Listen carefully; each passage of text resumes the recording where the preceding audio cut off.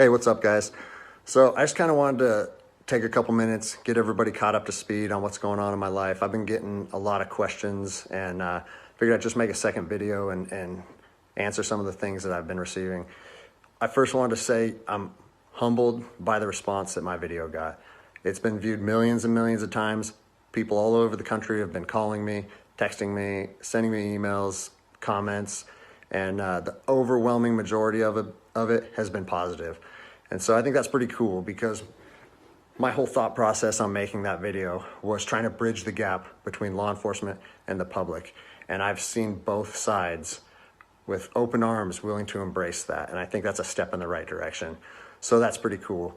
One thing that I've seen come up over and over in the comments, and I've been an email sent to me, is, are you going to get in trouble?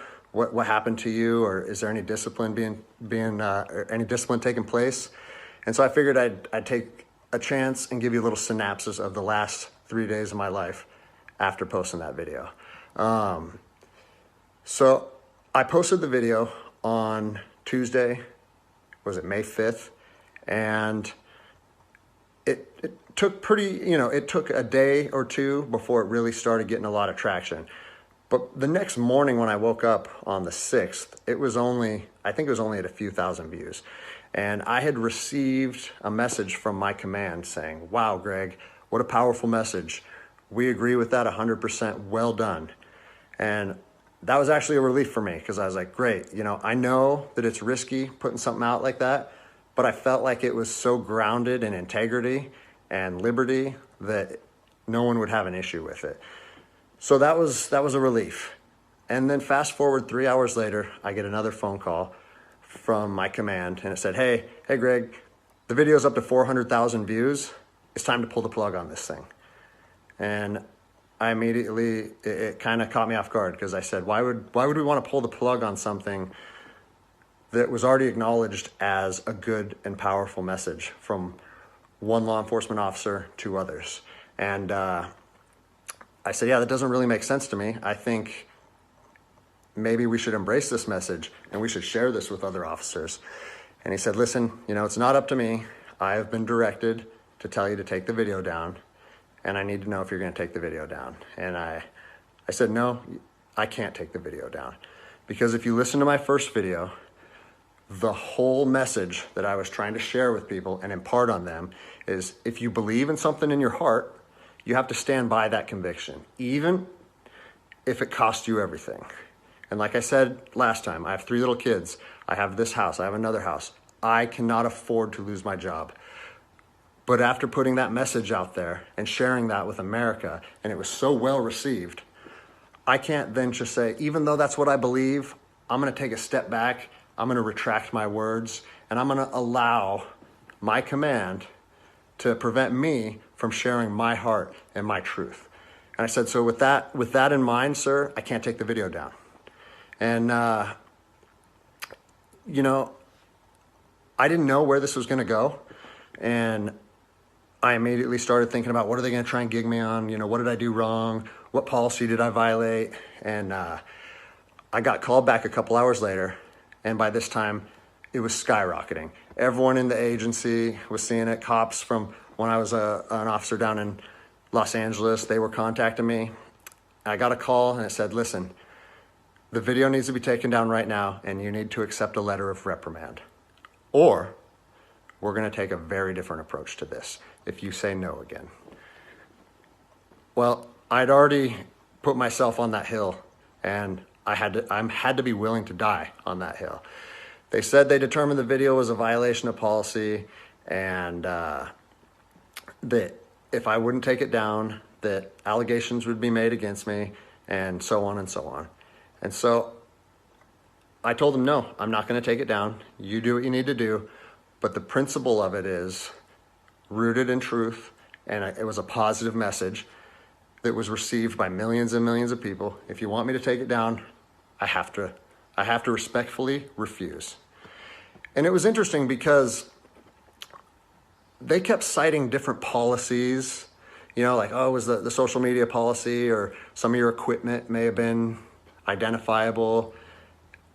And that kind of seemed like a moot point to me. And it was strange because Why was the message okay at 5 a.m. and then 3 hours later, there was a problem with it? And so I was later contacted by the chief of police. He's someone that I have great respect for. He's a good man to work for. And he's the one that shot me straight. And he said, Greg, if you openly defy your governor, you can't be a police officer in the state of Washington. And I told him, I said, you know what, I can respect that.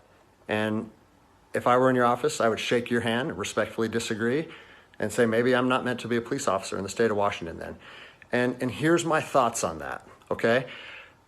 You have to do your research. You have to figure out what your true north is, what your truth is, and where you stand on issues. For me personally, I believe that the Constitution supersedes all other documents, all other laws. There's case law supporting that. If you look at Marbury versus Madison, 1803, it says any future laws created that are repugnant, meaning in conflict with the Constitution, are null and void. So when I look at how I feel comfortable enforcing the law, and I see people exercising constitutional rights, it doesn't matter if there's different executive orders, requests from mayors, requests from governors. To me, the Constitution supersedes that, and I'm going to stand with the people. Well, unfortunately, higher up in all agencies, there's a political game being played, and now I am on a administrative leave status pending termination. I was told by both the agency and the union that I was asked to take it down, and I refused. So that's refusing a direct order. It's an insubordination charge, and it will result in me ultimately being let go from the agency. And I said, you know what? If that's what you guys have to do, if that video is so bad that you want to take my career from me and you want to leave my, potentially take my ability away to provide for my family because of that video, do it. Because I'm going to stand by my convictions, just like I said in my last video. So yeah, it's weird, how fast your life can change in a week. It's something that I never thought would happen. I never thought that I would make a video that would resonate with millions of people. But my head is held high. I'm not intimidated or upset by how this played out. Like I said in my last video, man, I fought in the streets of Ramadi during 04 and 05. I came to terms long ago that my convictions and my beliefs may cost me everything up into my life. And even though it's 15 years later and I'm a police officer in Seattle, Washington, that truth still remains for me. So I don't have an option to back down or feel sorry for myself or give in and say, you know what, I got kids and I think I'm just going to take the letter. No, if they want to do me like this for standing up for liberty, they can do that. I'll leave you guys with this. It's on to the new adventure for me. I've been doing different things my whole life, and I'm actually excited, to tell you the truth. If you know of anyone accepting resumes, hit me up, because I might need it in the near future. But, I've always wanted to circumnavigate the globe on a sailboat, so maybe it's time to chase that dream. Anyways, I appreciate all the support, guys. Take care.